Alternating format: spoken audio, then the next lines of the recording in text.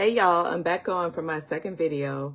My first video was talking about something that was very concerning for my heart as it regards the city council meeting we had today and the fact that, the Solicitor General presented solutions after doing research on what the issues were and what the solution would be to help to fix it. The second thing on the council today that was very just disturbing, and I'm gonna let you all listen to it. I have posted my comments and I posted what I said today, and I'm gonna let you all listen to what one of the councilors had to say. Thank you, Mr. Mayor. I will agree that we all, both the public and everyone, should always speak with discernment and respect towards others. And I think also that when you have a preacher who refers to council members as in-house Negroes, I carried the water, they carried the water, they sold their soul. I think that there should be some accountability coming from the public to those preachers who entertain that type of behavior. So once again, it goes both ways. Everyone should always remember that when you're speaking, speak with discernment and respect towards everybody. And I'll rest with that. Thank you. Thank you. Okay, so those were Mr. Hickey's comments, even though what was said today was not addressed to him at all. On October, when was the last meeting? On the 28th, I presented some information as it regards District 5, City Council or Mrs. Crabb being disrespectful and dismissive with her language towards community leaders and clergy, right? So after I said what I needed to say, it was respectful, it was direct, nothing about it was inappropriate, it was just holding leadership to accountability. She then said that I have a freedom of speech too. She found what I stated contradictory, right? So in the first statement, I shared that as a service member, when I raised my hand to serve this nation and this country so many years ago, it was also to defend the rights and the freedoms of speech. And I submitted a request. It's been almost 2 weeks now, and I've still not received any feedback on what policies were in place, what regulations, ordinance, whatever, that the mayor signed that stated we could not say the councilors' names in our meetings when we go to city council. So I never received any feedback. So that was my first, I want feedback. That was my first point. My second point was that as a city councilor, it was inappropriate for her to use the language she used as it regards city leaders, African-American leaders, and clergy. It was not appropriate, it was not professional, any of those things, considering the office that she holds, right? And so she responded, once I finished, that she had the right to freedom of speech too, and she found it contradictory. So I'm not sure where she got the contradictory part from, because we do have a right per the law and the amendment to use our freedom of speech, whether they like what we say or not. We have a right to do that as citizens. However, the accountability for an elected official is not the same. They're held to a different standard. The expectation is different. And for her to stoop to that level to say, to justify in arrogance that she has freedom of speech as well, it just really highlighted to me her lack of understanding of her position and her role and her influence and her impact. When you are in a leadership position, everything you say means something. It carries credibility, it carries weight for the most part, and it can hurt people in a way that someone else saying it wouldn't. So, and again, it was very disrespectful, and it just can't be tolerated, won't be tolerated by people that we are voting to represent us. So today, I addressed the fact in detail about her saying that she has freedom of speech as well. And I get that. However, the expectation as a leader is different. Now, she didn't say anything today. Mr. Hickey did. And so he states what you heard. He referenced clergy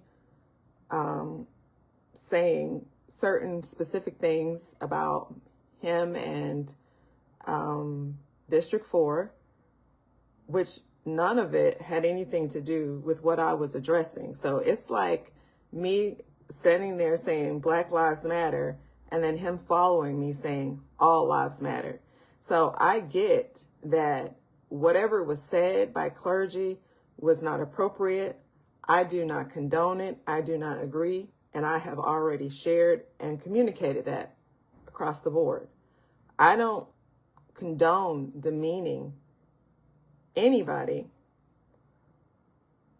in a way that is disrespectful, like so, by name calling. I don't agree with that. I was very just disappointed that it was put on the news and that it was said by, prominent, esteemed leaders in our community. It was very disappointing. However, there's a difference between an elected official and clergy. So was he suggesting that I needed to get on the agenda to address clergy about things that they said? Why and how? My address was to the person who was elected to serve the community. I'm not a member of the churches. I'm not, I don't see these people every day. And it's not my job for clergy. It's not my job to hold them accountable for anything. But it is my job. It's my civic duty to hold an elected official accountable for any type of dismissive rhetoric or disrespect to the citizens that they have been elected to serve. And that's what I believe he needs to understand. He personally could address whatever issues he had with whatever was said. He has the right to do that. But to piggyback and jump on a bandwagon for something that I was addressing for District 5 and Ms. Crabb was absolutely just ridiculous. So I'm not sure what it was supposed to do, what it was supposed to solve, and how much more they're going to continue to sit up there and deflect as opposed to taking responsibility for their actions. If, in fact, I was a member of the church or the people who said those things, of course I would have had a conversation. I did share my thoughts on social media because that does not represent me at all. It does. Hurting people that look like me does not represent me. So, and anybody that knows me knows I will address anything that I feel uncomfortable with or that I have concern with. I met Mr. Hickey in 2018 when he was supporting Mr. Zeph Baker for his campaign. And he was very knowledgeable. He was very, just direct about what he knew about gangs and what was going on here in the city. I have the utmost respect for the gentleman. However, what I do not have respect for is supporting somebody sitting next to you that was disrespectful to the community. You have a position, an elected position, and there is a certain standard of responsibility and professionalism that's expected. Now, I'm not going to say that. I am going to say it. Everybody knows Mama T, right? Everybody knows Miss Teresa Elamine, right? And it doesn't matter who you are. If you right, if you wrong, if it's whatever, she is going to let you know exactly how she feels. That's me, that's you, that's the next person. It's about conviction. It's about speaking up for what's right. And oftentimes it's not always right. It doesn't always come out right. It's not always appropriate. But the moment that one of them sit up there and disrespect her in any kind of way, I will have a problem with it. So, of course, she gets up there and she says the things that she needs to say. And sometimes it comes out soft and sometimes it comes out hard. Like I say, you either send the lion to the door or you're sending the lamb. But the moment that they disrespect her, say something out of character that's inappropriate, I will have a problem with that. And that's just across the board. You don't get to sit in those seats and then behave like your average citizen, or behave like your responsibility in that seat is not to maintain a certain amount of professionalism. So I'm not sure what the goal was today when he mentioned those things, and when he brought those things up. I know everybody deserves respect across the board. It's not my job to hold community leaders accountable. Again, it's my civic duty, though, to hold people who have been elected, who are governing over taxpayer dollars and decisions, accountable. And there is no way on God's green earth that we elect someone who is disrespectful and dismissive to anybody. Anybody. And, Mr. Davis is one that also, he straddles the fence with that. I feel like he has a strong personality, but it comes across rude at times. I'm not done talking, or I'm finished with you. And they all could use, I don't know what type, and let me take that back. I won't say all, but I don't know what type of leadership development, ethical development, emotional intelligence, that they're receiving. But when they've been in that seat long enough, they should know better. She took a shot multiple times and she's trying to get away with it. She's trying to justify it. And then she has somebody that's supporting poor behavior. And that is not okay. And we need to consider that and think about that as we move forward into this election.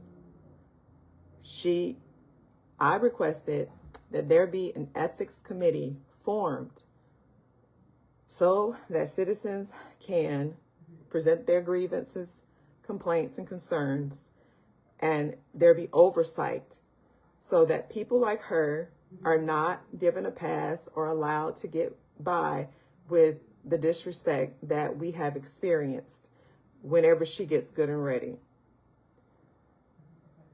Just like the city, District 1 mentioning St. Mary's School as a possible, place for the unhoused and homeless people, and not following up with it and not following through with it. I believe they're trying to do the same thing with this ethics process. I have not received any response back as it regards it. And I get that they're busy and understaffed and all those things. But those are the things that we're looking for. When the mayor got in office initially, like, all of these systems and procedures should have been in place. When someone tells me that they've never seen an SOP, they've never had an SOP in their office, and so when they're trying to reference why they do things a certain way, like, it's unheard of for me. It is unheard of. And there are a lot of things that are outdated. And I do believe that Mr. Chambers brings that strength to the board with his HR background. And they truly need to listen. And I think that District 4 also brings that strength to the board because she has prior military experience, and SOPs are where it's at, not only in the military, but any corporate field for the most part. But that's the special thing about the Army. You know, in my MOS, I was the legal clerk, I was the awards clerk, I was the finance clerk, I was the actions clerk. I was all these multiple things, and I needed to be able to go into an office if somebody wasn't there, sit down and do their job. And so we had SOPs that in the event that maybe I forgot specifically how to do certain things because I hadn't done it in a while, I can open that book, find exactly how to do it, and not skip a beat. Well, we're skipping beats in government because we are understaffed. And on top of being understaffed, we don't have SOPs, or people are not able to, be skillful in different areas of responsibilities. And all of that, again, goes back to the gentleman from October 14th stating that the tone was not set from the top. So you can see the video for yourself. I'm not sure what his goal was, and if he has an issue or if his heart is not clear as it regards to things that were said by the clergy or whatnot, which were very inappropriate and shouldn't have been said and shouldn't have been put on the news or on any newspaper, then he needs to address that with them. It is not my responsibility to address it, but it is my civic duty and responsibility to hold the elected council members accountable to how they treat us, me, everybody, as a community of people who elected them and put them in those seats to serve us. So that's my second post for today. I hope everybody has voted. I've been seeing great numbers so far, and also very excited about all the I voted stickers and pictures and all that stuff that's going across my timeline. What's interesting is, I have like over 4,800. I have over 4,800 friends on social media, most of which I don't see on a day-to-day basis. But I hope that those that I don't see and like those that I have seen have voted already. Have a wonderful evening, everybody. And am I live still? Okay. Have a wonderful evening, everybody.